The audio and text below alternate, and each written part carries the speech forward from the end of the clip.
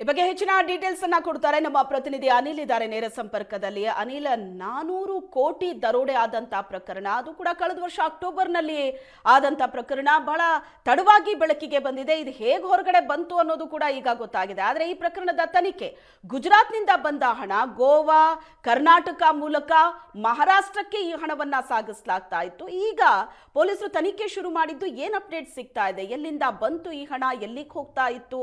ಇದ್ರ ಬಗ್ಗೆನೇ ತನಿಖೆ ನಡೀತಾ ಇದೆ ಅಲ್ವಾ?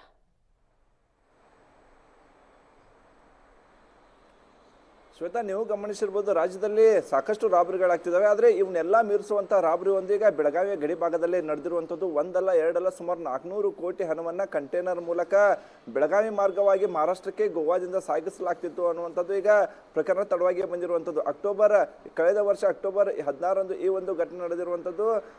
ಮಹಾರಾಷ್ಟ್ರ ಮೂಲದಲ್ಲಿರ್ತಕ್ಕಂಥ ಕಿಶೋರ್ ಶೇಟ್ಗೆ ಸೇರಿರ್ತಕ್ಕಂಥ ಈ ಹಣ ಆಗಿರುವ ಹಿನ್ನೆಲೆಯಲ್ಲಿ ಈ ಸಂಬಂಧಪಟ್ಟಂಗೆ ಅಲ್ಲಿರ್ತಕ್ಕಂಥ ಕಿಶೋರ್ ಶೇಟ್ನ ಸ್ನೇಹಿತ ಸಂದೀಪ್ ಪಾಟೀಲ್ನೇ ಈಗ ನಾಸಿಕ್ ಠಾಣೆಯಲ್ಲಿ ದೂರನ್ನ ದಾಖಲಿಸಿರುವಂಥದ್ದು. ಸುಮಾರು ಅಕ್ಟೋಬರ್ 16ರಂದು ಮಧ್ಯರಾತ್ರಿ ಗೋವಾದಿಂದ ಚೋರ್ಲಾ ಮಾರ್ಗವಾಗಿ ಚೋರ್ಲಾದಿಂದ ಬೆಳಗಾವಿ ಬಂದು ಈ ವಾಹನಗಳು ಪುಣೆ ಬೆಂಗಳೂರು ಹೆದ್ದಾರಿ ಮೂಲಕ ಮಹಾರಾಷ್ಟ್ರಕ್ಕೆ ಹೋಗಬೇಕಿತ್ತು. ಆದರೆ ಚೋರ್ಲಾದಲ್ಲಿ 2 ಕಂಟೈನರ್ಗಳನ್ನು ಅಪಹರಿಸಿಕೊಂಡು ಹೋಗಿದ್ದಾರೆ ಅನ್ನುವಂಥದ್ದು ಈಗ ಕಿಶೋರ್ ಶೇಟ್ ಅವರ ಅನುಮಾನ ಆಗಿರುವಂಥದ್ದು. ಈ ಕಾರಣಕ್ಕೆ ಸಂದೀಪ್ ಪಾಟೀಲ್, ಯಾಕಂದರೆ ಕಿಶೋರ್ ಶೇಟ್ ಸಂದೀಪ್ ಪಾಟೀಲ್ ಇಬ್ಬರು ಕೂಡ ಸ್ನೇಹಿತರು, ನನ್ನ ಬಳಿ ಇಷ್ಟು ಹಣ ಇದೆ, ಹಣ ಸಾಗಿಸೋ ಮಾಹಿತಿ ಎಲ್ಲ ನಿನಗೆ ಗೊತ್ತಿತ್ತು, ಹೀಗಾಗಿ ಕಂಟೈನರ್ಗಳು ಗಯಾಬಾಗೋಕ್ಕೆ ನೀನೇ ಕಾರಣ ಅಂತೇಳಿ ಸಂದೀಪ್ನನ್ನು ಅಪಹರಿಸ್ತಾರೆ. 1.5-2 ತಿಂಗಳ ಕಾಲ ಚಿತ್ರಹಿಂಸೆ ಕೊಡ್ತಾರೆ. ಚಿತ್ರಹಿಂಸೆ ಕೊಟ್ಟು ಹಣ ನೀನೇ ಕೊಡಬೇಕು, ಕಳುವಾಗಿರ್ತಕ್ಕಂಥ ಹಣವನ್ನು ನೀನೇ ಕೊಡಬೇಕು ಅಂತೇಳಿ ಚಿತ್ರಹಿಂಸೆ ಕೊಡ್ತಾನೆ. ಆತ ಈಗ ತಪ್ಪಿಸಿಕೊಂಡು ಹೋಗಿ ನಾಸಿಕ್ ಠಾಣೆ ಪೊಲೀಸರ ಎದುರು ದೂರನ್ನು ಕೊಟ್ಟಿರುವಂಥದ್ದು.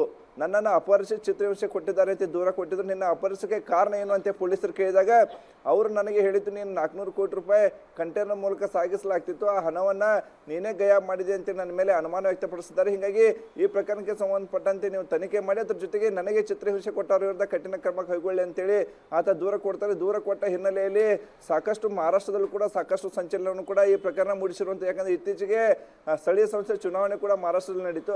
ಆ ಹಣವನ್ನು ಸ್ಥಳೀಯ ಸಂಸ್ಥೆ ಚುನಾವಣೆಗೆ ಬಳಕೆ ಮಾಡಲಾಗಿದೆಯಾ ಅನ್ನುವಂಥ ಅನುಮಾನಗಳು ಇರುವಂಥದ್ದು. ಈ ಕಾರಣಕ್ಕೆ ಮಹಾರಾಷ್ಟ್ರ ಮುಖ್ಯಮಂತ್ರಿ ದೇವೇಂದ್ರ ಫಡ್ನವೀಸ್ ಅವರು ಕೂಡ ಈ ಪ್ರಕರಣಕ್ಕೆ ಸಂಬಂಧಪಟ್ಟ ತನಿಖೆಗೆ ಈಗಾಗಲೇ SIT ಅನ್ನು ಕೂಡ ರಚನೆ ಮಾಡಿರುವಂಥದ್ದು. ಮತ್ತೊಂದೆಡೆ ಗಡಿ ಭಾಗದಲ್ಲಿ ಈ ಪ್ರಕರಣ ನಡೆದಿರುವ ಹಿನ್ನೆಲೆಯಲ್ಲಿ ನಾಸಿಕ್ SP ಕೂಡ ಬೆಳಗಾವಿ SP ಅವರು ಕೂಡ ಪತ್ರ ಬರೆದು ತನಿಖೆಗೆ ಸಹಕರಿಸುವಂತೆ ಕೂಡ ಮನವಿಯನ್ನು ಮಾಡ್ಕೊಂಡಿರುವಂಥದ್ದು. ಈಗಾಗಲೇ ಬೆಳಗಾವಿಯಲ್ಲಿ ಕೂಡ ಒಂದು ವಿಶೇಷ ತಂಡ ರಚನೆ ಕೂಡ ಆಗಿರುವಂಥದ್ದು. ಎಲ್ಲಿ ಇರ್ತಕ್ಕಂತಹ ರಾಜ್ಯ ಹೆದ್ದಾರಿ ಸುತ್ತಲೂ ಕೂಡ ಇರ್ತಕ್ಕಂಥ CC ಕ್ಯಾಮೆರಾಗಳ ಪರಿಶೀಲನೆ ಕೆಲಸವು ಕೂಡ ನಡೀತಿರುವಂಥದ್ದು. ಹೀಗಾಗಿ ಬೆಳಗಾವಿಯಲ್ಲಿ ನಡೆದಂತಹ ಈ ಪ್ರಕರಣ ಇದೆ.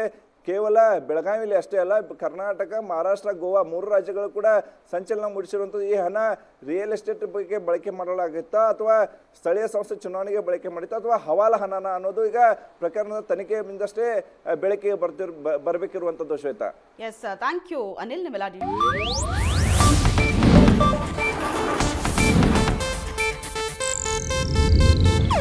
ಇದು ಏಷ್ಯಾನೆಟ್ ನ್ಯೂಸ್ ನೆಟ್ವರ್ಕ್ ಪ್ರಸ್ತುತಿ.